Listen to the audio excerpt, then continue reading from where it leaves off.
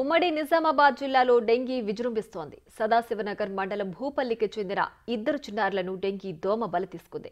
4 రోజుల నుంచి తీవ్ర జ్వరంతో బాధపడుతున్న మనశ్రీ అనే బాలిక ప్లేట్లెట్స్ పడిపోయాయి. మెరుగైన వైద్యం కోసం హైదరాబాద్ తరలిస్తుండగా మృతి చెందింది.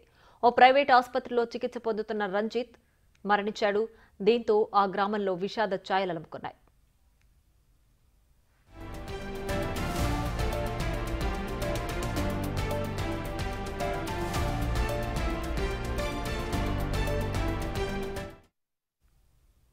బిక్కనూరు మండల కేంద్రానికి చెందిన స్వామి బాయంపల్లి తండాకు చెందిన బీటెక్ విద్యార్థి పీరేందర్ డెంగ్యూ బారిన పడి చనిపోయారు. జిల్లాలో డెంగ్యూ జ్వరంతో 4 చనిపోవడంతో ప్రజలు ఆందోళన చెందుతున్నారు.